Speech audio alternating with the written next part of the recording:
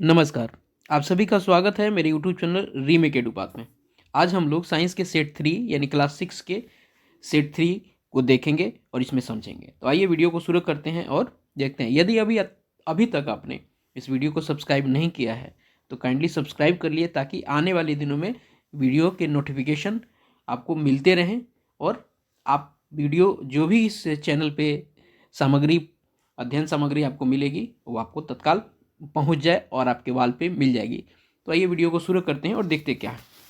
हमारे सामने स्क्रीन पे एक पिक्चर लगा हुआ है। ये है पौधे के भाग के बारे में। तो आइए समझते हैं। चूंकि हम लोग इसमें कुछ जानते हैं, ऐसा नहीं है कि इन सब चीज़ों से हम लोग अवगत नहीं है, फिर भी बहुत ऐसी चीज़ें हैं कि जिसको एक बार रिवाइज हो जाना चाहिए, उसका रिवीजन हो जाना चाहिए, ताकि वो चीज़ें हमारे संज्ञान में फिर से आ जाए। इसको देखते हैं तब हम, चूंकि इसी पे आगे डिटेल प्रश्न है, तो इसीलिए मैंने पहले पिक्चर के माध्यम से एक विजुअल आपको इमेज दे देना चाह रहा हूँ कि दिमाग में ये सारी चीज़ें पहुँच जाए कि कौन सी क्या होता है। सबसे आते हैं ऊपर। इस एरिया को फूल कहते हैं, हम सबको पता है।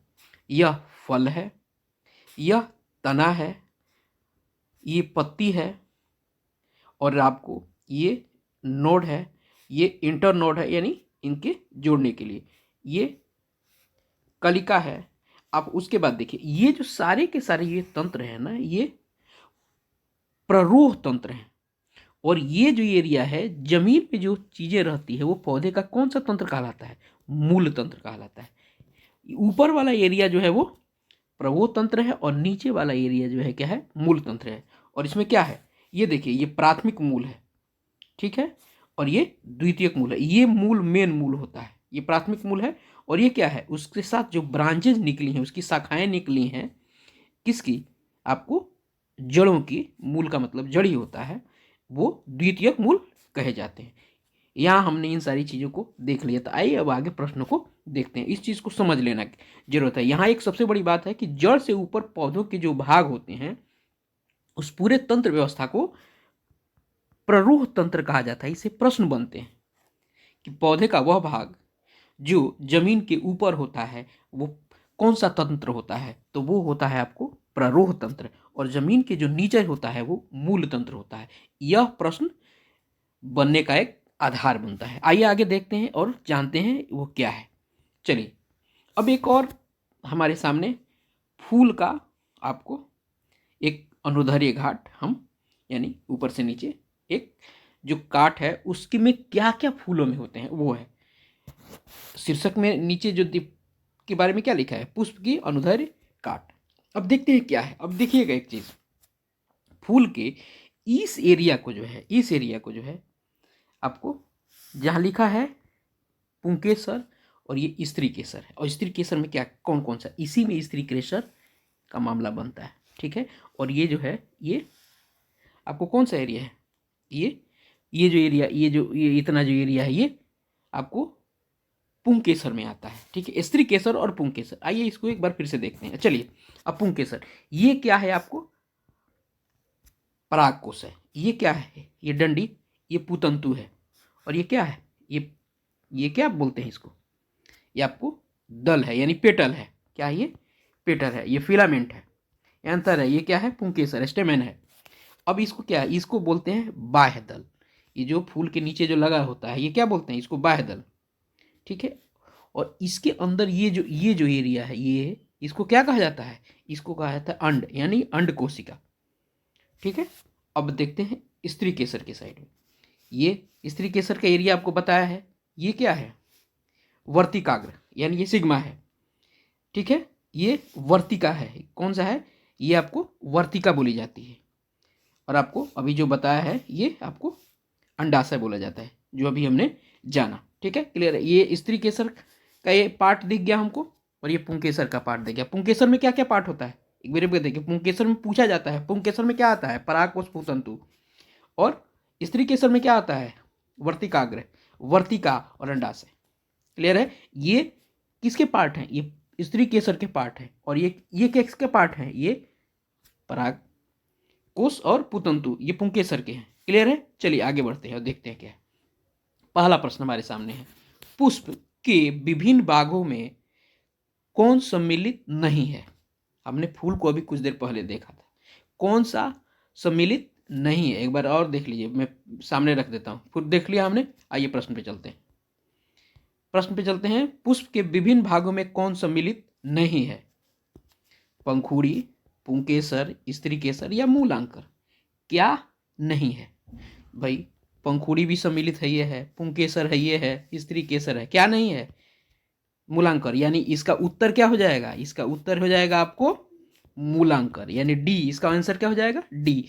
यानी फूल के का यह भाग मूलांकर जो है यह नहीं होता है। क्लियर है? चलिए आगे बढ़ते हैं दूसरे प्रश्न की तरफ। मूलांकर पाए जाते हैं, अब कहाँ पाए जाते हैं? मूलांकर पाए जाते हैं कहाँ पाए जाते हैं? अब देखने की जरूरत है। यहाँ मूलांकर पाए जाते हैं कहाँ पे? पुष्प में, तना में, जड़ में। कहाँ में? कहाँ पाए जाते हैं? पुष्प में, तना में, जड़ में, या डी, ए और बी में, दोनों में? तो मूलांकर कहाँ पाए जाते हैं? मूलांकर जड़ में पाए जाते हैं। कहाँ पाए जाते हैं? जड़ में पाए जाते हैं। कहाँ पाए जाते हैं? जड़ में पाए जाते हैं। क्लियर है? चलिए आगे देखते हैं अगले प्रश्न को। तीसरा प्रश्न। तीसरा प्रश्न क्या है हमारा? तीसरा प्रश्न है, पत्तियां सूर्य की प्रकाश में क्या संश्लेषित करती हैं? पत्तियां सूर्य की प्रकाश में क्या संश्लेषित करती हैं? जल, वाष्प, मंड या इनमें से कोई नहीं? पत्तियां सूर्य के प्रकाश में क्या संश्लेषित करती हैं? पत्तियां सूर्य के प्रकाश में मंड संश्लेषित करती हैं। क्या संश्लेषित करती हैं? मंड संश्लेषित करती हैं। क्लियर है? पत्तियां सूर्य के प्रकाश में क्या संश्लेषित करती हैं? मंड संश्लेषित करती हैं। चलिए आगे देखते हैं। चौथा नंबर प्रश्न। पत्तियां वायुमंडल में उपस्थित जल वाष्प का कुछ हिस्सा अपने भोजन निर्माण हेतु कब ग्रहण करती हैं? प्रश्न को ध्यान से पढ़िएगा। पत्तियां वायुमंडल में उपस्थित जल वाष्प का कुछ हिस्सा अपने भोजन निर्माण हेतु कब ग्रहण करती हैं? भोजन निर्माण किससे करते हैं? प्रकाश संश्लेषण की क्रिया से करते हैं। तो कह रहा है यह कि पत्तियां वायुमंडल में उपस्थित जो जल वाष्प होता है वो कब ग्रहण करती हैं? दोपहर में ग्रहण करती हैं, रात्रि में ग्रहण करती हैं, सूर्योदय के समय, कि कभी नहीं? तो पत्तियां जो हैं वो वायुमंडल से उपस्थित जल वाष्प को कभी ग्रहण नहीं करती हैं। वो जल कहाँ से उठाती हैं? मूल से, जड़ से उठाती हैं। कहाँ से? जड़ों से उठाती हैं। ठीक है? तो क्या उत्तर हो जाएगा यहाँ? कभी नहीं। उत्तर क्या हो जाएगा? कभी नहीं। वो जल वाष्प कहाँ से लेते हैं? जल कहाँ से ग्रहण करते हैं? अपने जड़ों से। चलिए आगे देखते हैं। इस जरा एक बार हम इस पत्तियों को ध्यान से देख लें, इससे समझ में आएगा। देखिए ये पहला वाला है और ये दूसरा वाला। चलिए पहला और दूसरा को देखते हैं। अब पत्तियों में सीरा विन्यास देखिएगा। पीपल का पत्ता है ना, ये एक है, इसके बाद ऐसे ऐसे ऐसे ऐसे ऐसे करके ये सीरा है ना इसका। तो ये क्या होता है? ये जालिका रूपी होता है, जाली के रूप में होता है। ठीक है ना? पत्ती जब जब देखिएगा आप, जो पीपल का पत्ता है जब पुराना हो जाता है तो अगर देखिएगा वो जब उसके ऊपर का एक जो पत्ता का जो हट जाता है तो जाली के रूप में दिखता है। क्लियर है? ये जाली का रूपी होता है, ये सिरा विन्यास है। और ये समांतर होता है। ये जो इस पौधे को देखिएगा, इसका पत्ती है ना एकदम सीधा है और इसमें जाली का रूपी व्यवस्था नहीं रहती है। तो ये क्या होता है? ये समांतर है। ये पत्तियों का जो सिरा विन्यास कैसे है? ये समांतर है और ये क्या है? ये जाली का रूपी है। आइए देखते हैं पत्ती का एक और रूप देखते हैं। ये पत्ती, इस पत्ती को देखते हैं। इस एरिया को क्या कहते हैं? इसको पेटल कहते हैं। ये पटल है, ये पर्णवृत्त है। ठीक है? और ये जहाँ से होता है वो क्या है? ये तना है। क्लियर है? चलिए आगे बढ़ते हैं और देखते हैं इससे संबंधित प्रश्न होंगे। सिरा विन्यास और हमें समांतर समझ में आया। अब उसी से संबंधित प्रश्न है पांचवा नंबर प्रश्न। पांचवा नंबर प्रश्न है हमारे सामने, पत्तियों के संदर्भ में कौन कथन सत्य है? सत्य है। पत्तियों में सिराओं का प्रतिरूप सिरा विन्यास कहलाता है। पहले इस प्रश्न को ध्यान से समझना है। पत्तियों के संदर्भ में कौन कथन सत्य है? कौन सा कथन सत्य है? कौन, ये नहीं है कौन कथन सत्य नहीं है। तो पत्ती में सिराओं का प्रतिरूप सिरा विन्यास कहलाता है। ठीक है? सिरा विन्यास जालिका रूपी अथवा समांतर हो सकते हैं। पत्ती में पर्णवृत्त और फलक होते हैं। उपरोक्त सभी। तो पत्ती में सिराओं के प्रतिरूप सिरा विन्यास कहलाता है, बिल्कुल कहलाता है, हमने देखा ही, सिरा विन्यास कहलाता है। उसके बाद सिरा विन्यास जालिका रूपी अथवा समांतर हो सकते हैं, हमने अभी देखा। अब देखिए कैसे होता है सिरा विन्यास, कैसे हो सकता है, पत्तियों में होता है ना सिरा विन्यास, जालिका रूपी भी हो सकता है और समांतर भी हो सकता है। ठीक है, इस पेटल है, पेटल को फलक कहते हैं, इसी को फलक कहते हैं पेटल को। ठीक है हिंदी में। चलिए आइए देखते हैं आगे। यही हो गया, पहला वाला भी सही है और आपको दूसरा वाला भी सही है।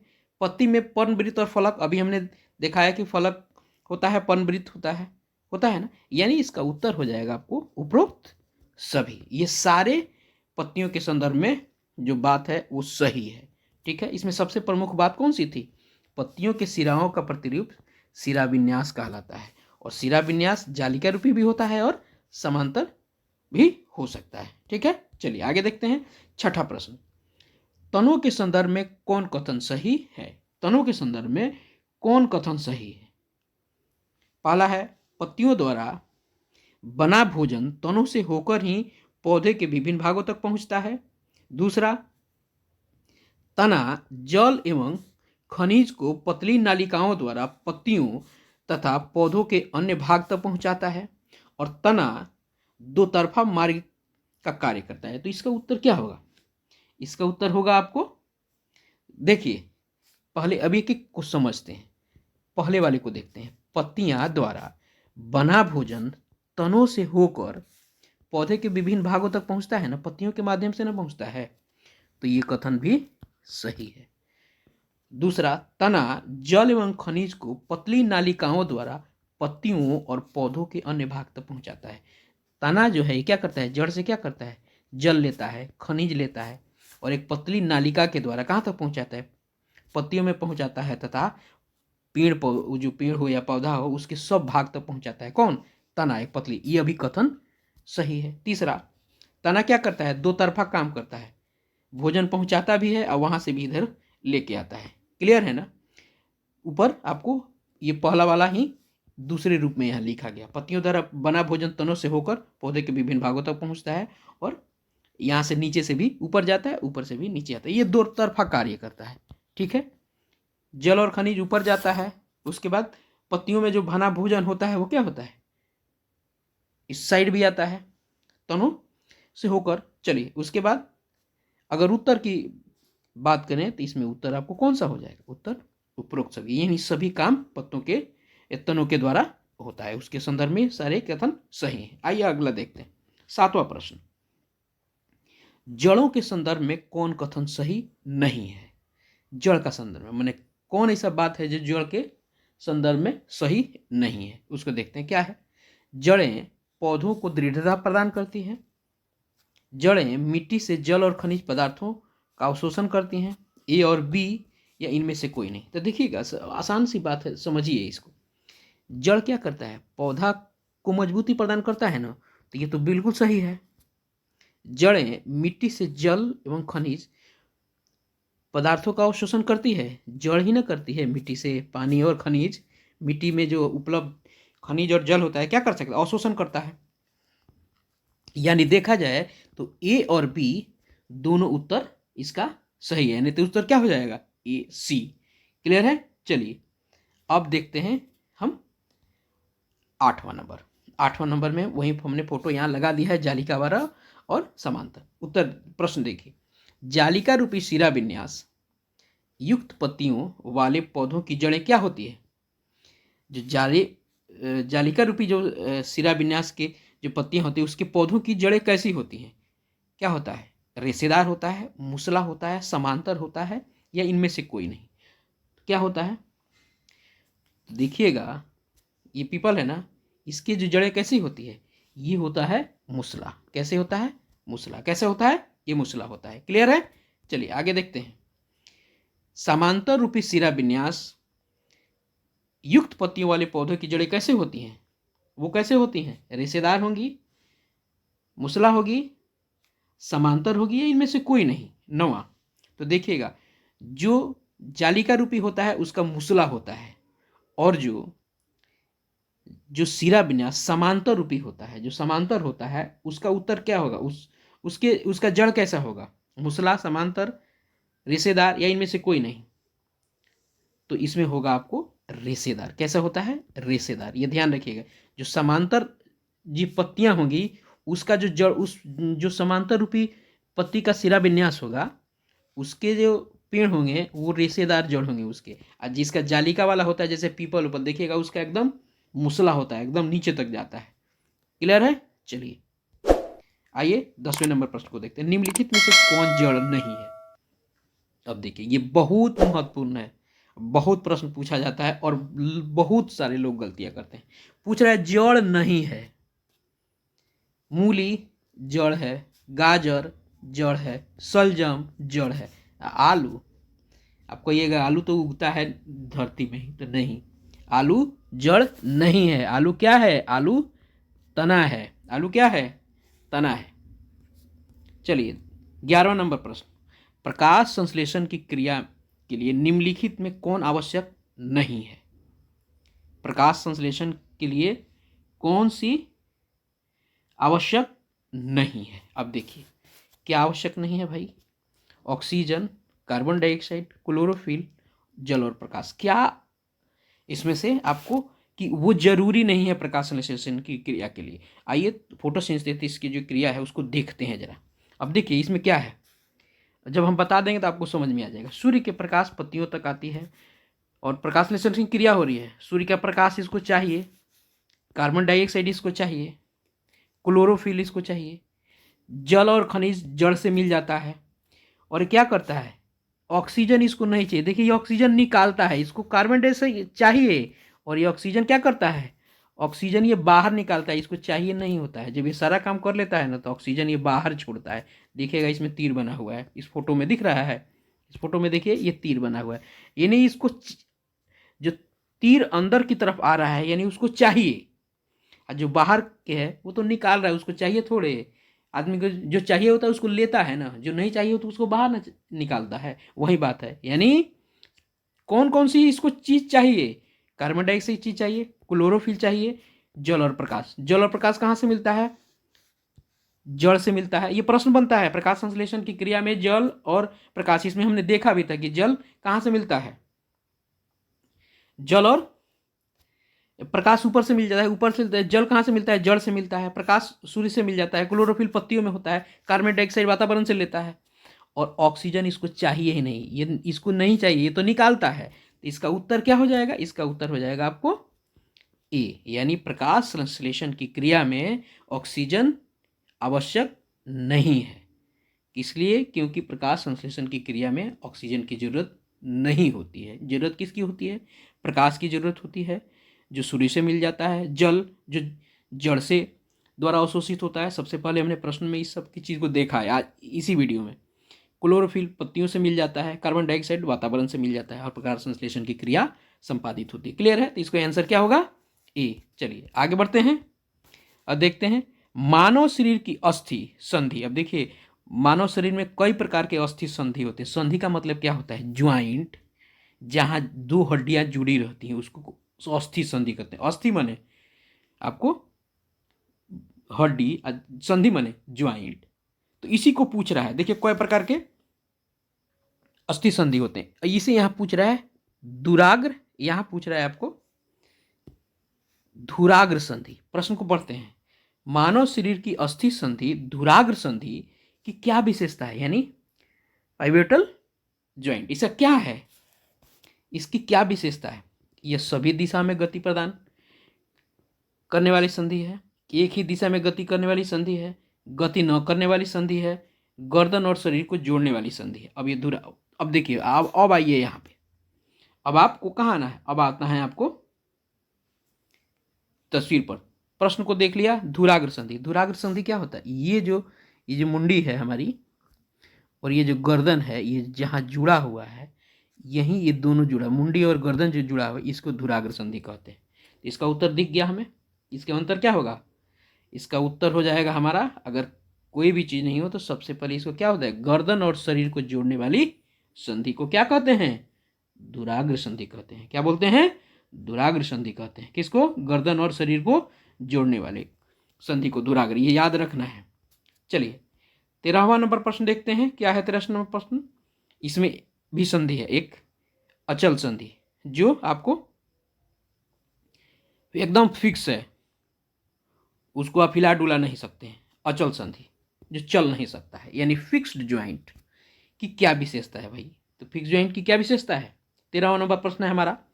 सभी दिशा में गति प्रदान करने वाली संधि है।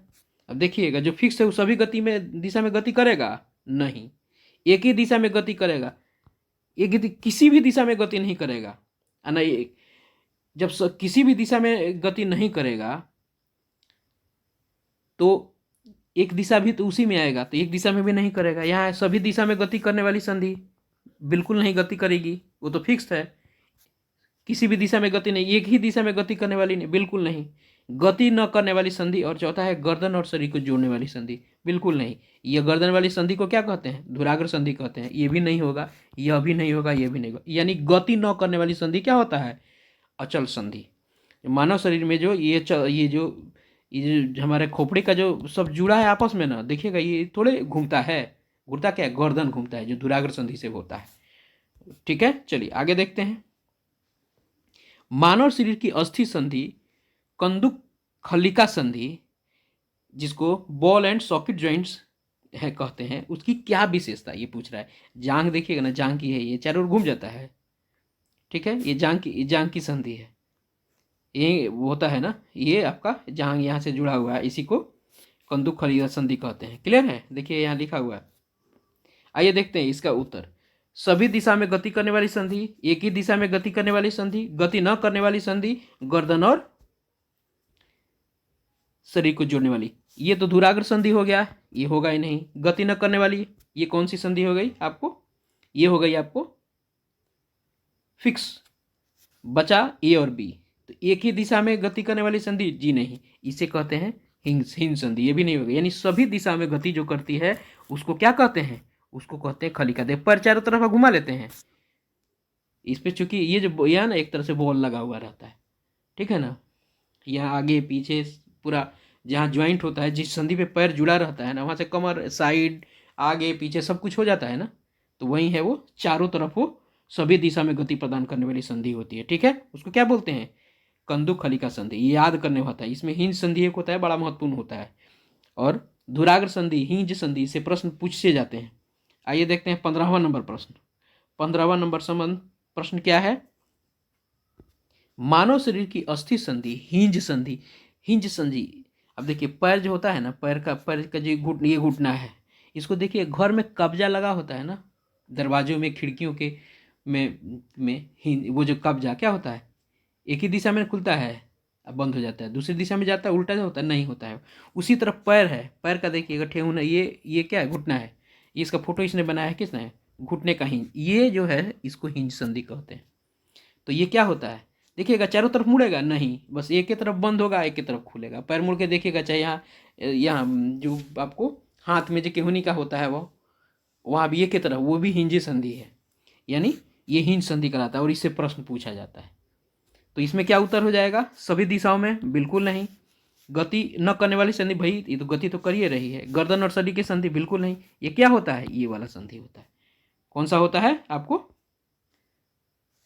ये एक ही दिशा में गति करने वाली संधि। एक सवाल आपके मन में उत्पन्न हो रहा होगा कि धुराग्र संधि वो सभी दिशा में गति करती है क्या, नहीं, बिल्कुल नहीं सभी दिशा में गति करती है, पीछे नहीं जा सकता है। आप गर्दन पीछे की तरफ मोड़ सकते हैं, लगेगा भूत है वो, जैसे सिनेमा में भूत का होता है ना कि वो गर्दन मोड़ के पीछे भी देखने लगता है, तो ऐसा तो होता नहीं है ना। तो इसलिए अगर प्रश्न आपके मन में उठा है धुराग्र संधि तो चारों, गर्दन तो सारा तरफ मुड़ जाता है, जी नहीं, आगे पीछे, आगे हो सकता है, लेफ्ट राइट हो सकता है, पीछे नहीं जा सकता है।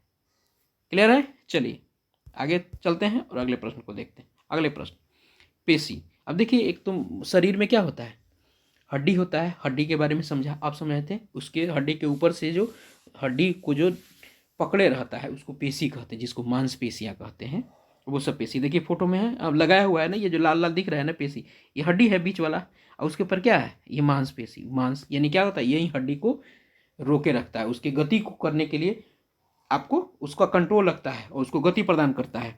कैसा, कंट्रोल्ड गति। आइए उसके प्रश्न को देखते हैं, क्या है ये, मानव शरीर की पेशियों के संबंध में कौन कथन सही नहीं है। नहीं है प्रश्न है ये। तो यह संकुचन की अवस्था में छोटी, कठोर और मोटी होती है। यह अस्थि को खींचती है। पेशियों के जोड़ों के सिकुड़ने फैलने से अस्थियां गति करती हैं। इनमें से कोई नहीं। 16वां नंबर पर अब देखिए क्या होता है। अब देखिए इसमें से पूछ रहा है कि कौन सही नहीं है। अब देखिए क्या होता है, जब आप टाइट कीजिएगा ना, किसी चीज़ को टाइट कीजिए तो क्या हो जाएगा, मोटा हो जाएगा, छोटा हो जाएगा, कठोर हो जाएगा। केचुआ को ले लीजिए। केचुआ क्या करता है, जब अपने आप को सिकुड़ता है ना तो क्या होता है, छोटा हो जाता है, कठोर हो जाता है और मोटा हो जाता है। तो यानी उसी तरह है। अब हड्डी को जब देखिएगा ना आप एकदम जैसे नहीं होता है, जो यहाँ मांसपेशी के लिए लोग फुलाता है अपना हाथ पे, चाहे जांग की को के मांस को एकदम टाइट करता है। देखा होगा आपने, जो बॉडी बिल्डर है ना वो एकदम पूरे शरीर को टाइट करते हैं तो क्या होता है, चीज़ें एक जगह सिमट जाता है, कट हार्ड हो जाता है और मोटा हो जाता है। ठीक है ना, बड़ा से वो छोटा हो जाता है और फैल जाएगा, कठोर हो जाएगा। तो ये तो सही है, तो ये उत्तर होगा नहीं। ये अस्थि को खींचती है, बिल्कुल जैसे टाइट की जाएगा तो क्या होता है, ये किसको, हड्डी को खींच लेती है। ठीक है, उसके बाद आपको क्या है, अब पेशियों के जोड़ों को सिकुड़ने और फैलने में अस्थियां गति करती हैं। जी नहीं, ये नहीं। और पेशियों के जोड़ों के सिकुड़ने और फैलने से अस्थियां गति करती हैं। जब वो फैलेगा सिकुड़ेगा तो अस्थियां गति नहीं करती हैं। तो ये उत्तर है कि ये कथन सही नहीं है। तो इस प्रश्न का उत्तर क्या हो जाएगा, सी हो जाएगा। इस प्रश्न का उत्तर सी हो जाएगा। चलिए आगे देखते हैं। अब देखिए केचुए के संबंध में, केचुए की शरीर रचना के संदर्भ में कौन सा कथन सही नहीं है। देखिए केचुए मिट्टी को उपजाऊ बनाने का कार्य करते हैं। यहाँ भी प्रश्न पूछा गया है, सही नहीं है। प्रश्न पे हमेशा ध्यान देने की आवश्यकता होती है। आसान प्रश्न होता है उसमें नहीं है और यही सब लगा के प्रश्न को का भाव बदल देता है। तो पूछ रहा है कि केंचुए का शरीर की रचना के संदर्भ में कौन सा कथन सही नहीं है। जो 4 गो बात कहा गया है इसमें से कौन बात सही नहीं है। अब देखिए केंचुए मिट्टी को उपजाऊ बनाने का कार्य करती है। हम सबको पता है कि केंचुआ क्या करता है, माटी को क्या करता है, उपजाऊ बनाता है। बिल्कुल सही है। केंचुए के शरीर के ऊपर सूख एक बाल जैसी आकृति होता है, उसको भूमि में पकड़ बनाने में सहायक होती है। नहीं तो फिसल जाएगा। तो क्या होता है, बहुत बारीक बाल होता है, सूख कहते हैं उसको। ये पूछा जाता है कि केंचुए के शरीर पर जो एक छोटी बाल जैसी आकृति होती है उसको क्या कहते हैं, उसको सूख कहते हैं। ठीक है, तो यह भी उत्तर सही है। अब बचा सी और डी। तो चलिए पहले डी को देखते हैं। केंचुए में गति उसके शरीर की पेशियों की बारी बारी से विस्तारण और संकुचन से होता है। विस्तारण संकुचन से होता है ना। देखिए ये क्या करता है, अब ये देखिए पूरा पूरा का पूरा केंचुआ होता है। अब क्या किया, ये क्या करता है, अपने को संकुचित करता है, फिर आगे बढ़ाता है, फिर संकुचता है और फिर आगे बढ़ाता है। ऐसा ही करता है ना। ऐसे ही क्या करता है, खींचता है फिर आगे ये छोड़ता है तो आगे बढ़ जाता है, फिर खींचता है फिर छोड़ता है अपने शरीर को। तो ऐसे ही वो क्या करता है, गति करता है, एक जगह से दूसरी जगह जाता है। यानी संकुचन और विस्तारण। संकुचन मैंने खींचाव और विस्तारण में छोड़ देना। अपने शरीर को खींचता है और फिर छोड़ता है तो वो आगे ऐसे ही खिसक खिसक के आगे वो बढ़ता है। और सी वाला है, यानी यह भी आपको कथन सही है। तो नहीं कौन सा है, बचा सी। केचुए का मेरुदंड लंबा होता है। मेरुदंड लंबा, लंबा और छोटा का मतलब है तब होता है जब उसमें मेरुदंड होगा। अरे भाई उसमें हड्डी होता ही नहीं है तो काय के लिए मेरुदंड लंबा और छोटा। यानी इसका उत्तर हो जाएगा सी। यह कथन सही नहीं है। केचुए में कहाँ हड्डी होता है, होता है नहीं होता है। तो ये मतलब इसका उत्तर क्या होगा, सी। यानी यह कथन गलत है। चलिए आगे देखते हैं। केचुए श्वसन करते हैं। बड़ी आपको टॉप क्लास का क्वेश्चन। वैसे सारे प्रश्न टॉप क्लास के हैं, इसको सबको छान के आपके लिए लेके जाया जा रहा है तो इसको समझने की ज़रूरत है। और अगर कोई प्रश्न आपको लगता है तो इसको आप वीडियो को रोक करके उतार सकते हैं। अगर आपको वीडियो लगता है स्लो है तो आपको इसको थोड़ा सा स्पीड बढ़ा के भी देख सकते हैं। आपको लगता है वीडियो आपका ब्लर दिख रहा है, धुंधला दिख रहा है, तो यानी आपका रिजोल्यूशन कम है, उसको भी बढ़ा के देख सकते हैं। चलिए आगे देखते हैं 18वां नंबर प्रश्न। केंचुए श्वसन करते हैं। भाई केंचुआ सांस कहाँ से लेता है, कैसे करता है। तो देखिए केंचुआ त्वचा द्वारा श्वसन करते हैं। भाई एक उत्तर यहाँ दिख रहा है। क्या करते हैं, केंचुए नासिका द्वारा श्वसन करते हैं, केंचुए मुख द्वारा श्वसन करते हैं। ऊपर में से कोई नहीं। तो केंचुए जो हैं वो आपको किससे श्वसन करते हैं, केंचुए त्वचा से श्वसन करते हैं। कहाँ से श्वसन करते हैं, अपने त्वचा से श्वसन करते हैं। क्लियर है। चलिए 19वां नंबर प्रश्न, घोंघे के संदर्भ में कौन सा कथन सही नहीं। आज हम लोग ने पौधे और घोंघा इस सबको ही पढ़ा। चूंकि इससे प्रश्न आते हैं इसलिए छठे में ये सारे इस तरह के डिफिकल्ट प्रश्न हैं। देखने में प्रश्न को लग रहा हो कि भारी है, लेकिन जब भी प्रश्न कोई बड़ा होना तो समझिए वो प्रश्न आसान है, बस पढ़ने की जरूरत है। हम पढ़ने से दूर भागते हैं बड़े प्रश्न को देख के। तो बस पढ़िएगा, समझ में आ जाएगा। कथन वाले सवाल ही आजकल प्रश्न जो भी परीक्षाएं हैं, प्रतियोगिता परीक्षा आयोजित है, उसमें कथन वाले सवाल ज़्यादा आते हैं, वन लाइनर नहीं आते हैं, कम आते हैं। नहीं क्या आते हैं, कम आते हैं, कथन वाले आते हैं, क्योंकि बहुत सारे प्रतियोगी जो है ना वो हो गए हैं, इसलिए कथन के सवाल दिए जाते हैं कि पढ़ के और समझ के बताइए। आइए 19वां नंबर प्रश्न, और ये संभवतः आज का अंतिम प्रश्न है। घोंघे के संदर्भ में कौन सा कथन सही नहीं। इसमें भी कथन की बात है, सही नहीं है। चलिए, घोंघे का पेशीय पाद उसको चलने में सहायता करता है। बिल्कुल उसका पेशीय पाद है, ये जो पेशीय पाद है उसको चलने में सहायता करता है कि नहीं, बिल्कुल करता है। उसके बाद घोंघे का कवच है, जो कवच है, फोटो इसीलिए लगा दिए कि आपको आसानी रहे। ये जो घोंघे का ये जो कवच है ना, इसका बाह्य कंकाल होता है, बिल्कुल इसका बाह्य कंकाल होता है। इसी में आपको क्या होता है, इसी में घुस जाता है वो, जो अस्थि का नहीं बना होता है। ठीक है, अगला है, ये भी कथन सही है। घोंघे का कवच घोंघे के वजन को संतुलित करते हुए उसके चलने में सहायता करता है। ये जो कवच है उसके क्या करता है, चलने में क्या करता है, सहायता करता है। घोंघे के वजन को संतुलित करके सहायता नहीं करता। जब ये सब निकल जाएगा तो कहाँ से सहायता करेगा, जब चलता है तो घोंघा उसके अंदर से तो निकल जाता है। जब इसको चलना होता है तो घोंघे ये जो सिमट के अंदर रहता है, जब चलने की बारी आती है तो क्या करता है, वो सबसे बाहर आ जाता है। ये जो केचुआ है ये तो बाहर आ जाता है घोंघे से, तो कैसे संतुलित करेगा। तो यही कथन एक क्या है, गलत है। यही कथन एक गलत है। जब चलता है तो घोंघा से तो ये बाहर ना आ जाता है, तो ये उसको संतुलित नहीं करता है, बस इसको अंदर अंदर रहता है। तो उसके ऊपर का बाह्य का कंकाल होता है, बाहर का एक कंकाल होता है। ठीक है, उसके चलने में कोई सहायता नहीं करता। जैसे वो भीतर घुस जाएगा तो वो जो घोंघा होता है वहीं वो लुढ़क जाता है। क्लियर है। इस तरह जो आज की प्रश्न को की सीरीज थी आपको समाप्त हुई। फिर बहुत जल्दी अगला सीरीज लेके आऊँगा। इसी तरह मैं